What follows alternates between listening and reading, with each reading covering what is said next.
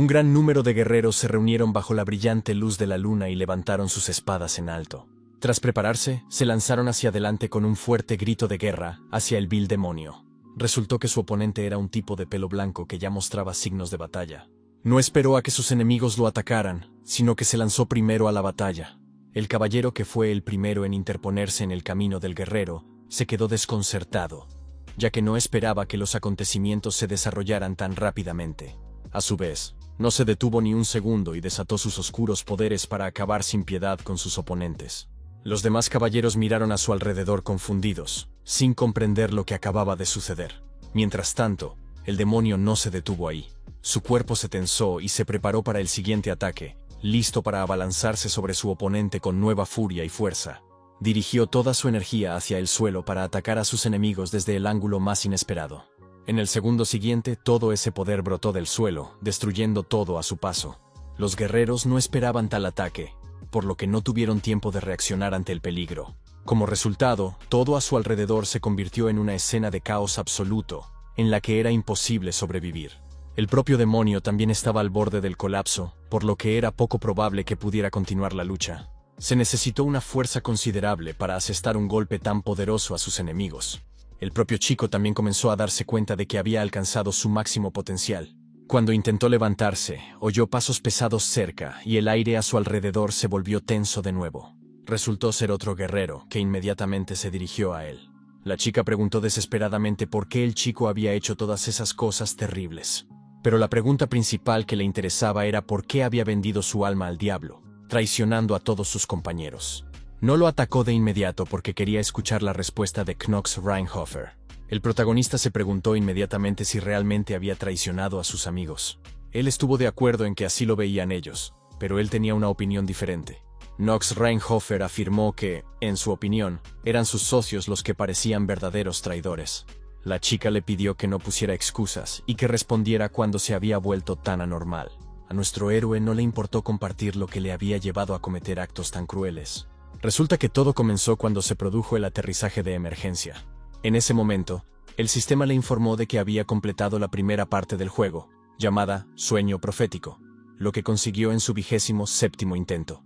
Resultó que, efectivamente, solo se trataba de un juego, y el propio protagonista estaba detrás de la pantalla de un ordenador.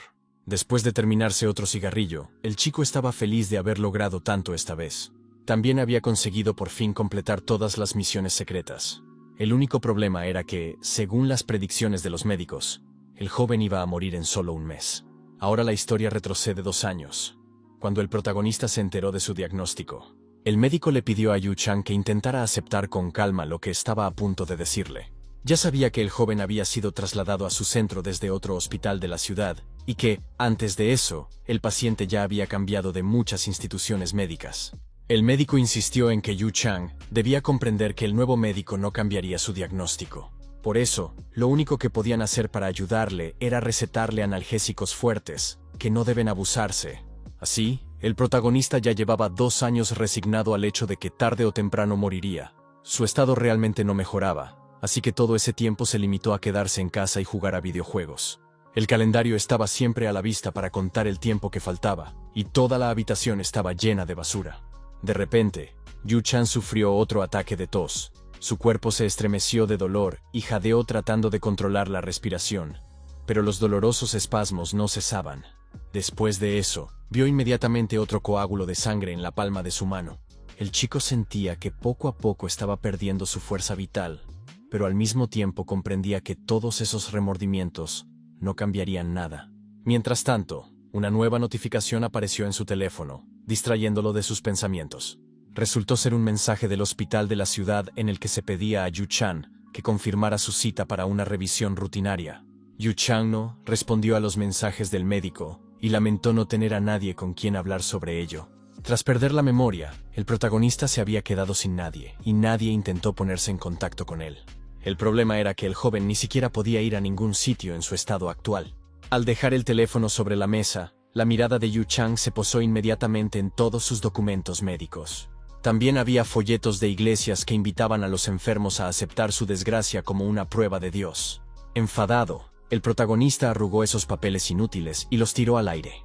De repente, se dio cuenta de que había llegado una nueva notificación a su ordenador, y a pesar de la tensión del momento, su atención se desplazó instantáneamente a la pantalla. Mientras tanto, el videojuego le preguntó al jugador si quería comenzar una nueva partida. Yu Chang decidió no rechazar la oferta y pensó en quién jugaría esta vez.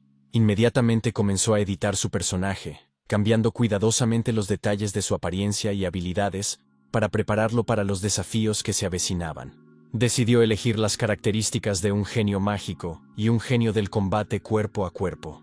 Después de eso, el sistema advirtió que si el jugador elegía 2 o más características de nivel Genius, se le impondrían restricciones significativas. Incluso en el juego, se le impuso una limitación en forma de enfermedad terminal, como si el juego hubiera decidido burlarse de Yu Chang.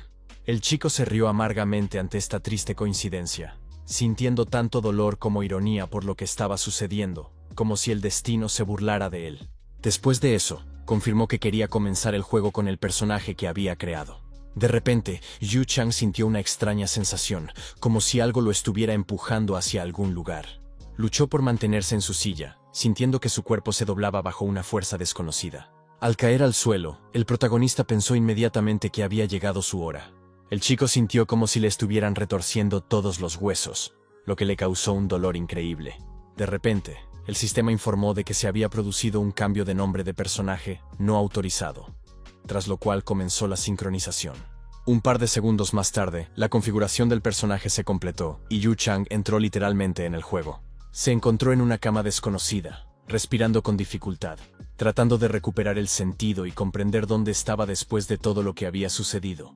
Nuestro héroe saltó rápidamente de la cama para examinar el lugar en el que había acabado. Al joven le costaba entender lo que le había sucedido, porque las sensaciones eran demasiado extrañas. Inmediatamente sintió una extraña sensación de déjà vu, como si ya lo hubiera visto todo antes en algún lugar. Yu Chang decidió mirar alrededor de la habitación, y de repente se dio cuenta de un hecho extremadamente desagradable. El protagonista finalmente pensó en mirarse al espejo, y vio que no estaba en su propio cuerpo. Se dio cuenta de que le habían asignado el peor personaje posible en este juego. En el reflejo del espejo, vio los ojos morados de Knox von Reinhofer, el villano principal y jefe final de este juego. También era representante de la tercera familia más famosa del mundo, cuyo atributo es la oscuridad.